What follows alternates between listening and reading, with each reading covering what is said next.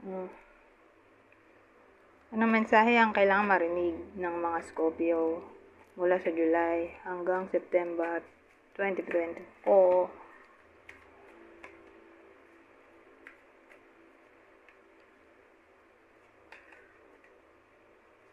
Oh, ito maganda.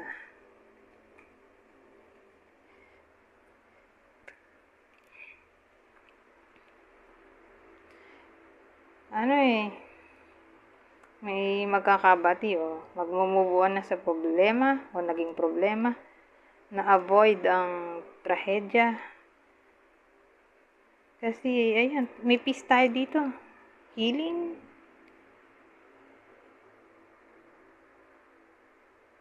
Ano kayang away to?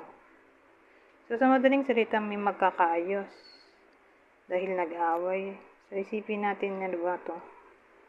Anong nangyari dito?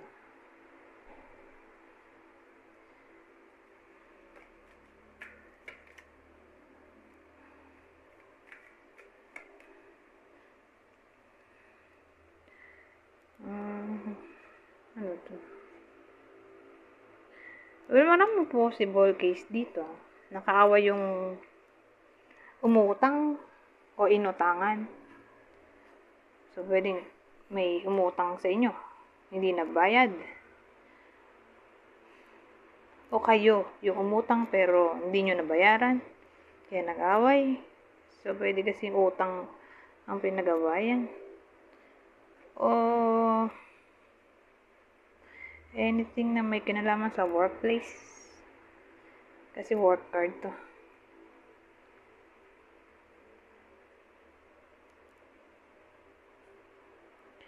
Na yun nga, kahit dito, ang ganda. 9 of Swords.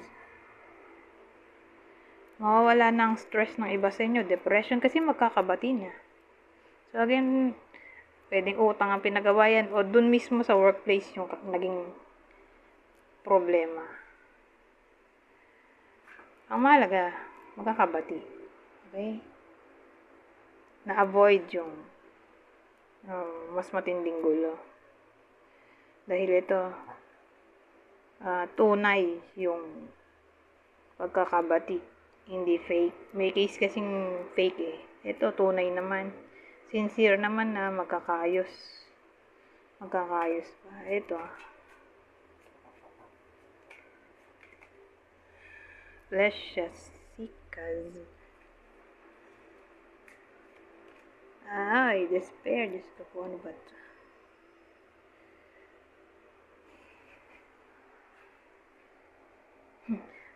Anyari. Well, kasi yung tatlong tao dito mukhang lasing. Ito. Ito naman, despair eh. Siyempre, desperado na to. Parang depressed. Anyari. Ito, nag-inuman siguro. Ang reason ay dahil depressed. OMG. But, so, isipan ko pa to. Ano pang mabubuo ko dito na scenario?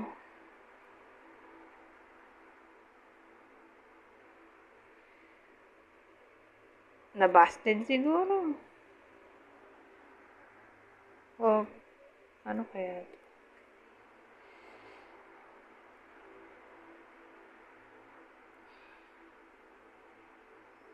O, gusto lang nila.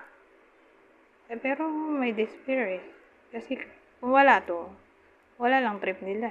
Trip lang nila. May despair. So, parang ginusto talaga. Ginusto malasing kasi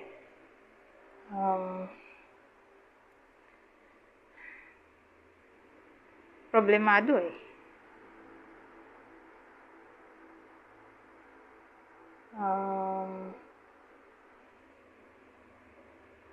So, pwede itong mga estudyante, mukhang estudyante eh, di ba?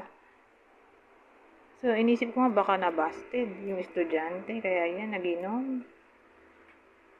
So, pwedeng anak nyo to, someone na malapit sa inyo, estudyante pa. Or regardless, kung estudyante pa yan o hindi na. Pero, mga mukhang lasing nga to. Tapos, sad. O, tingnan nyo to. O, di ba? Ay, luminaw. O, may hawak siyang baril. Diyos ko.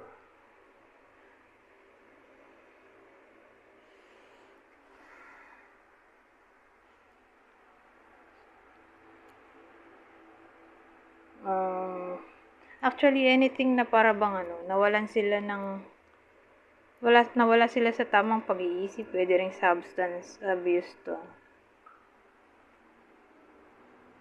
So, case to case basis, again, due to the despair or depression,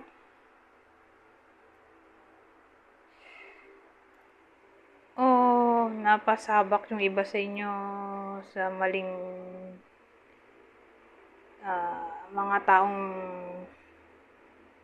kinaibigan, pwede rin. Ito yung kaibigan ng iba sa inyo, o tinuring na kaibigan, tapos na-disappoint sila sa kanila, kaya ayan, nag-lead sa despair.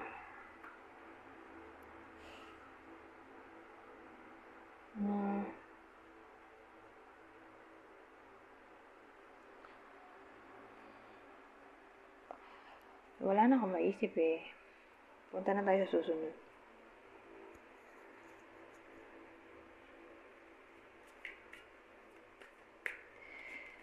Narcissism.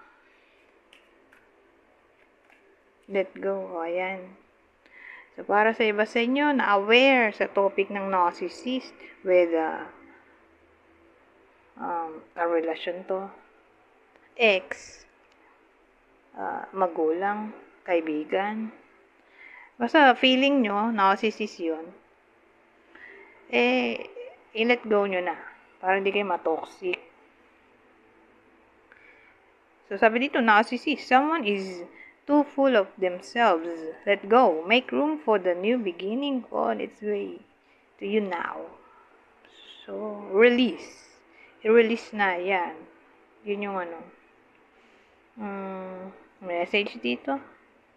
Para makapag-heal o para mabawasan ng mental depression, confusion. Kasi mapambuli yung narcissist. May case na ganon. So, pwedeng yun ang reason kaya kailangan na i-let go. Dahil toxic. Okay? So, case to case basis. Pero,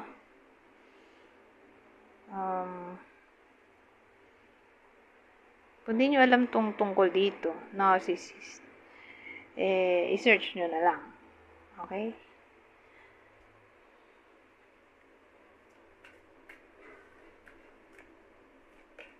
Oh, they'll be back.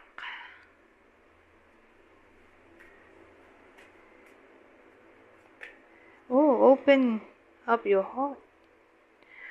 Wag ganyan.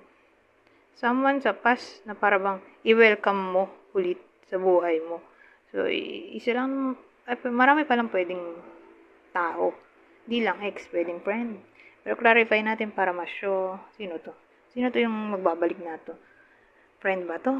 O ex? Diba? Doesn't.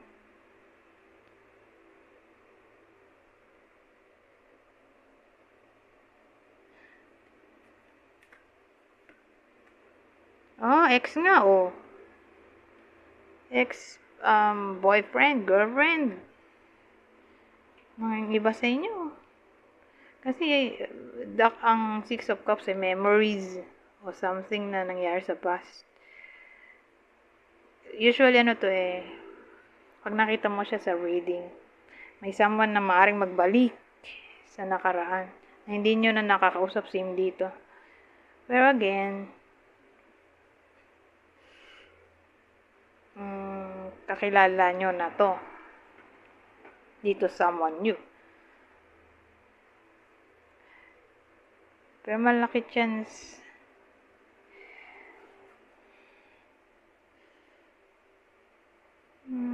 Dagdagan pa natin para mas-show. Pero ito, magsasayaw, celebration. O sabihin natin honest. Mag-express ng feelings. In a way na honest naman. Maasahan mo yung sincerity o maganda naman ang motibo dahil dasan to. Walang secrecy. Pero alamin natin. Sinong pasto? Para mas clear. Ex ba talaga? O friend? Ito the sun. Ay, the sun. The world.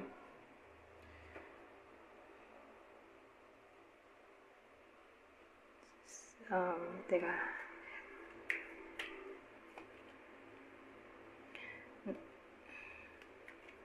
Someone na nag-cause ng matinding problema sa iba sa inyo.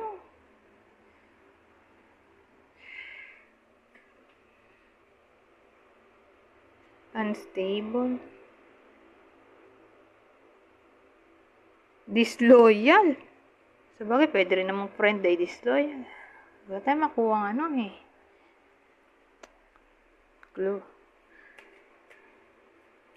Pero matindi yung ginawa niya, At, burden kasi. Kasi ito, paulit-ulit na ginagawa niya. Kaya ito burden.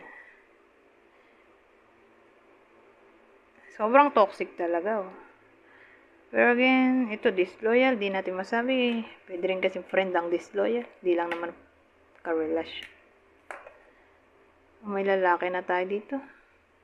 Ex na to. Basta nakita ko tong King of Wands. Ex na yan. Sabagay, pwede rin naman siyang someone na mapusok. So, pwede siyang ex. Ito, ex-boyfriend.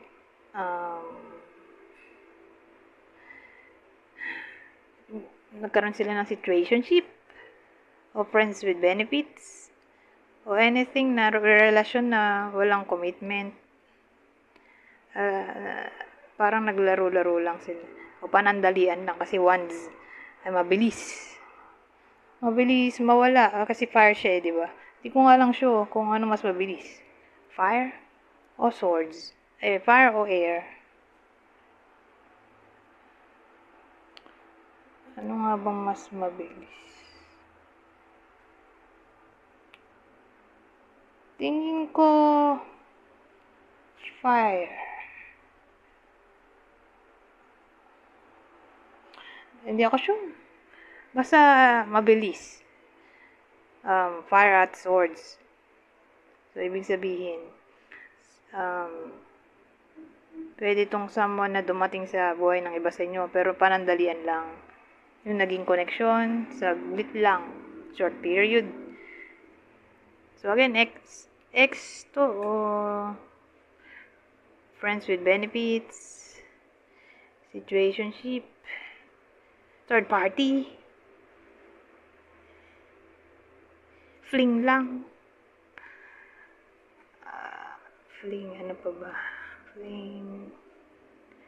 O naging side rooster. Ano yung side chick? Ano yung paglalaki? Babae side chick. Ano yung paglalaki? Basta ganon. Siya yung magbabalik dito.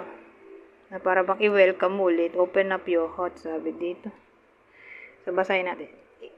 They will be back. Expect to hear from them soon.